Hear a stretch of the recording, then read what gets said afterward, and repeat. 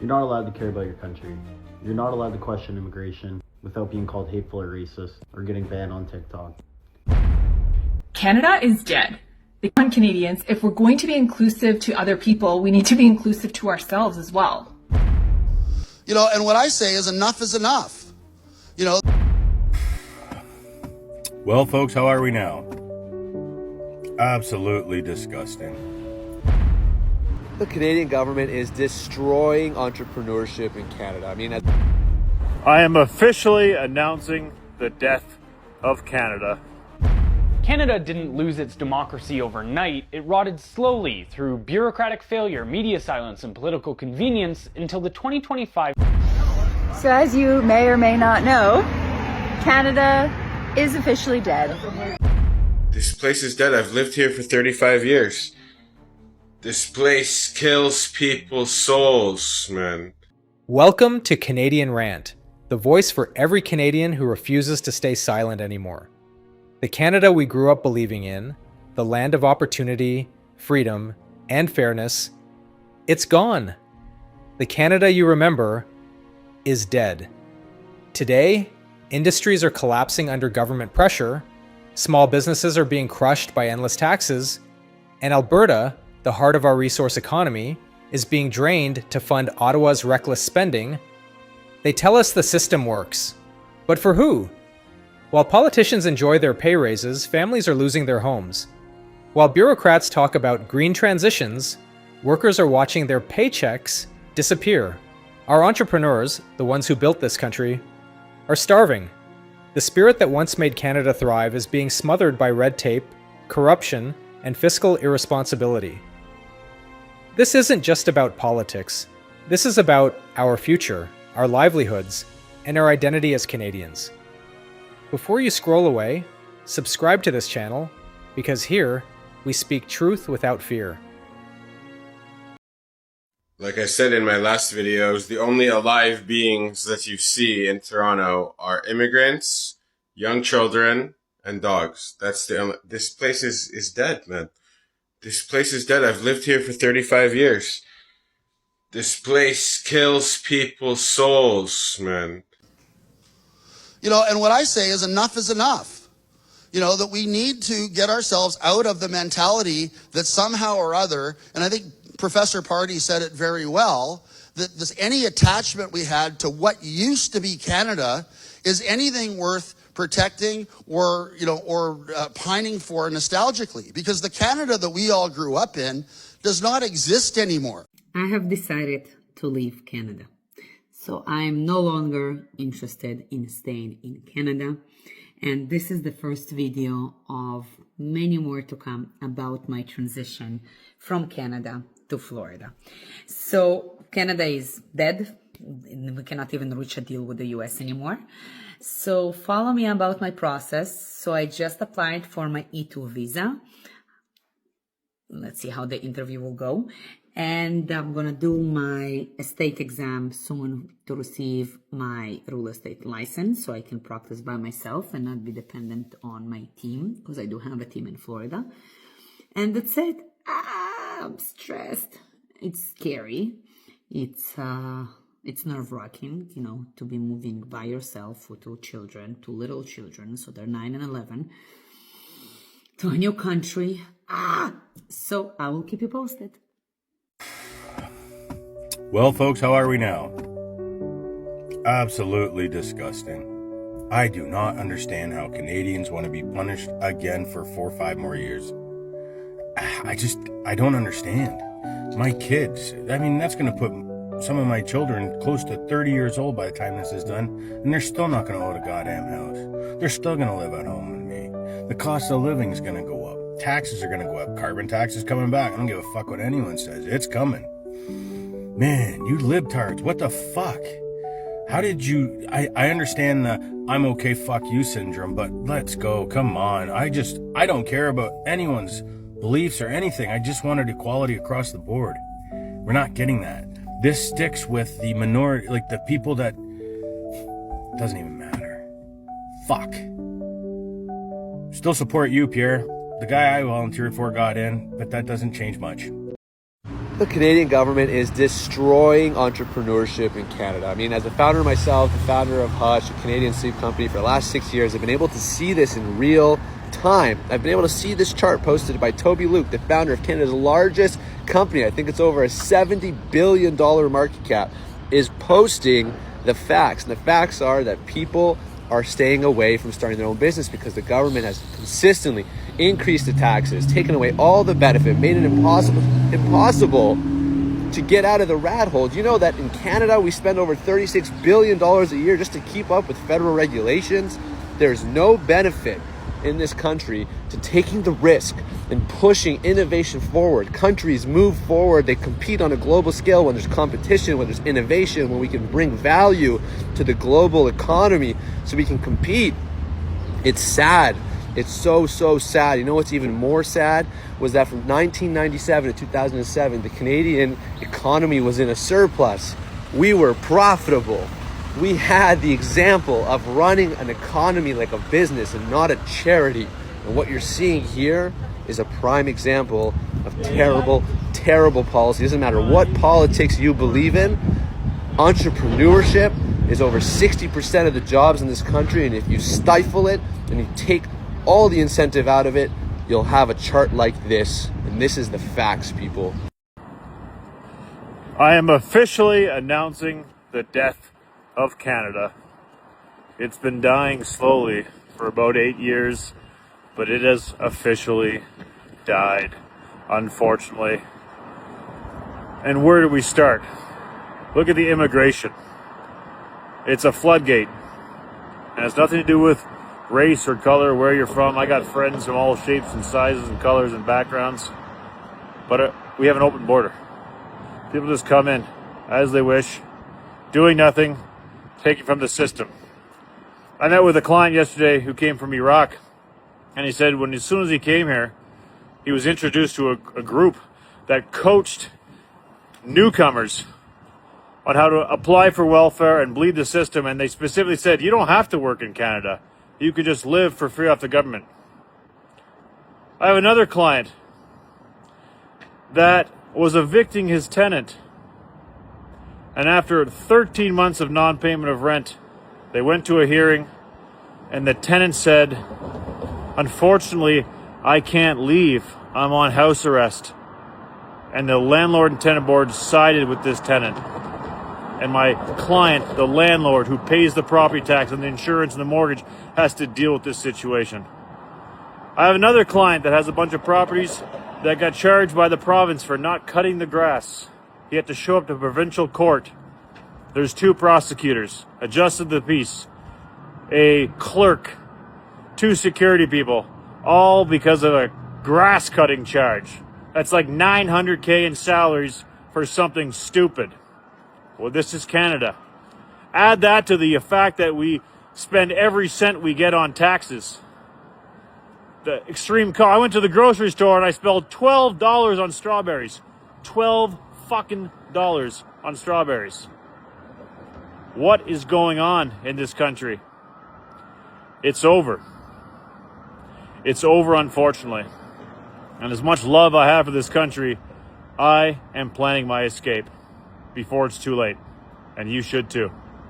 Canada didn't lose its democracy overnight. It rotted slowly through bureaucratic failure, media silence, and political convenience until the 2025 federal election exposed what many already suspected. The system isn't broken, it's rigged, decaying, and no longer even pretending to function. Nowhere is that more obvious than in the mathematically impossible recount in Milton East, Halton Hills South. Before the recount, the Conservative candidate was in the lead. Then, 554 new ballots appeared. Elections Canada rejected 328 of them, leaving just 226 valid votes. But somehow, the Liberal candidate gained 290 votes, 64 more than the number of new valid ballots. That means their gain came not just from new ballots, but from votes taken away from other candidates. How is that even possible? Let that sink in. 99.7% of all new or flipped votes went to a single party. a statistical anomaly so extreme it carries a probability of 1 in 10 sextillion, a number so large I never even learned it. Just try to wrap your head around this number.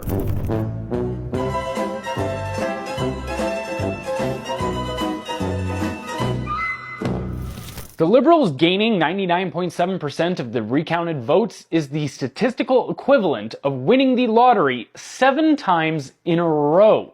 The numbers don't lie, but our institutions do, and it gets worse. In Terrebonne, Quebec, the Liberals were handed a win by a single vote after a judicial recount, but at least one block voter's ballot, properly filled out and mailed on time, was never counted. Why? Because Elections Canada printed the wrong postal code on the return envelope. The ballot was rejected and sent back by Canada Post. Elections Canada admits the error, admits the voter followed the rules, admits the vote was legitimate. In their response, there's really no mechanism for that to be counted, said spokesperson Matthew McKenna. And yet the Liberal Party, which reaps the benefits of all these miraculous reversals, still dares to lecture us about threats to democracy. But here's the truth. You can't threaten something that's already dead. It's like hyenas warning that a lion is a danger to the gazelle while they gorge on its lifeless corpse. Our democracy isn't under attack. It's already been killed by bureaucrats who can't print an address correctly, by a party that gains votes out of thin air, by journalists too timid to ask real questions because they're paid by the government, and by citizens too numb and distracted to care.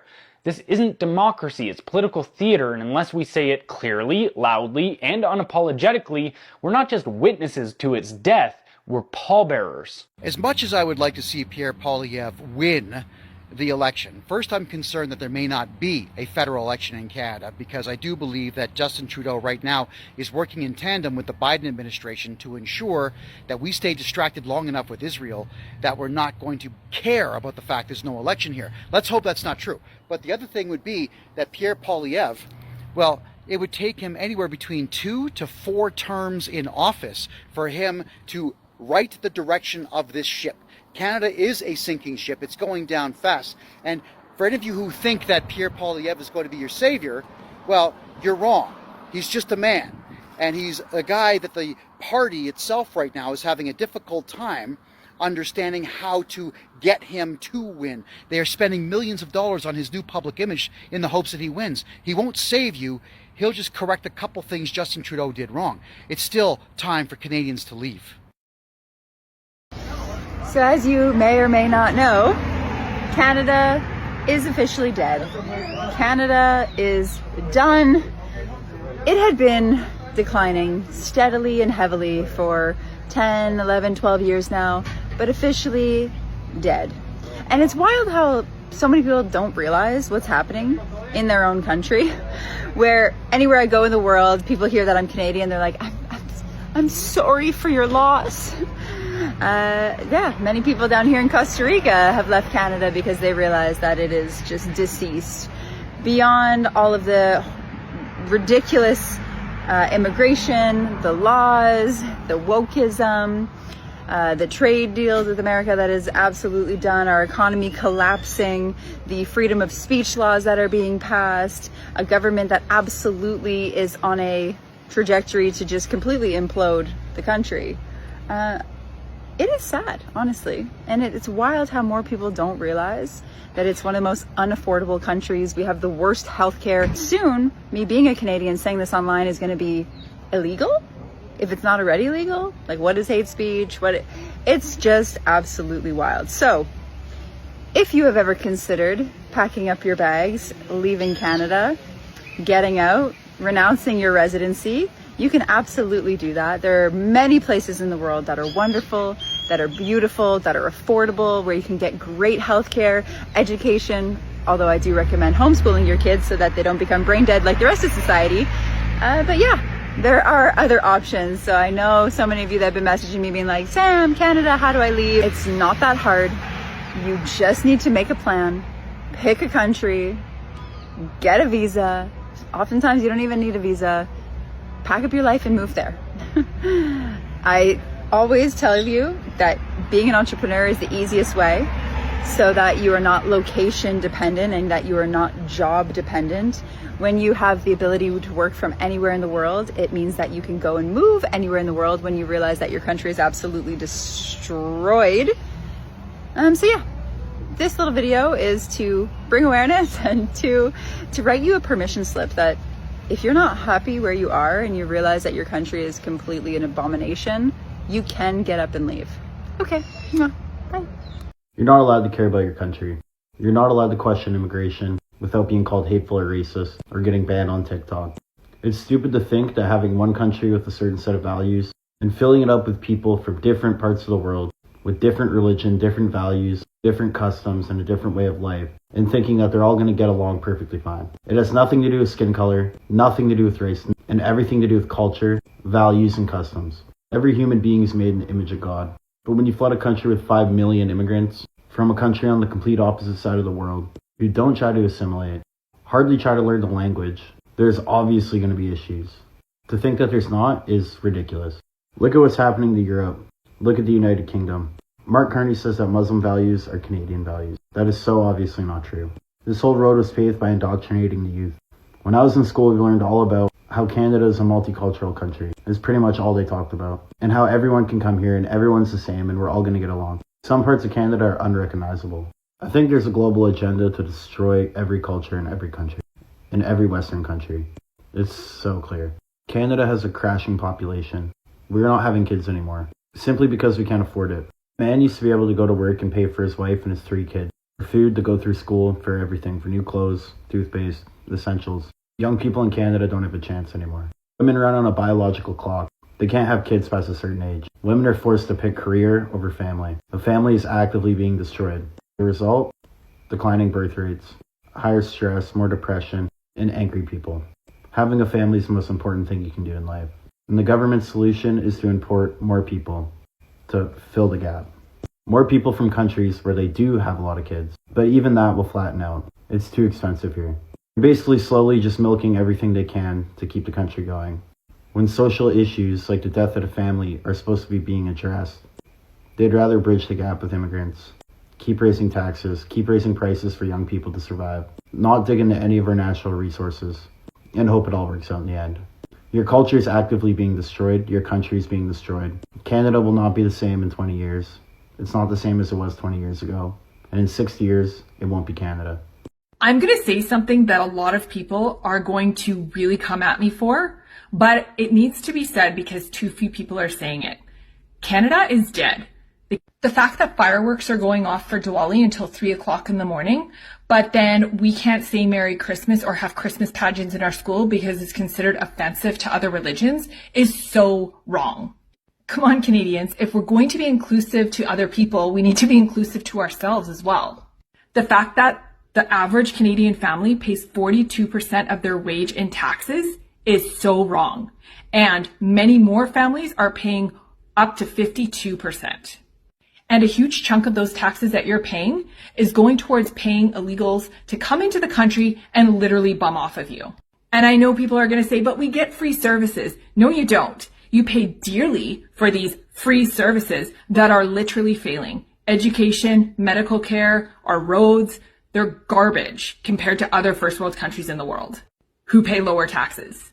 The fact that there is a class of people called the working poor who legitimately have jobs but can't afford to pay their rent is so wrong. They are living in tent cities. It's not that they want to live there, it's that they can't afford to because their wage is so low and rent is so high. Things like unemployment and homelessness are through the roof. And if you're lucky enough to be a homeowner, that might be short-lived. The government is flirting with the idea of taking more of your home equity tax or annexing your land that you privately owned because it might be on either government-owned land or Aboriginal-owned land, and apparently that trumps your private land. So really, you don't own anything. The fact that your free speech is being chipped away at daily is wrong. But that's what's happening. The ones who are awake are trying desperately to wake up the ones who aren't. And the ones who aren't are continuously voting people in who are continuously tanking Canada. Prosperity is short-lived in Canada. Most people are just surviving, not thriving.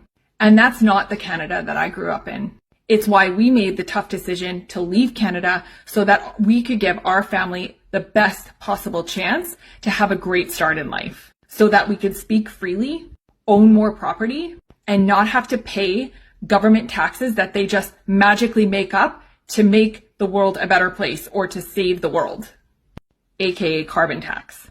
Look at the massive brain drain that Canada is facing, and then ask yourself why this is happening. And if you think I'm out to lunch, look at the huge Canadian corporations that are moving down to the US. This isn't the Canada our grandparents fought for. They worked, they sacrificed, and they built, believing their children would live in a freer, fairer nation.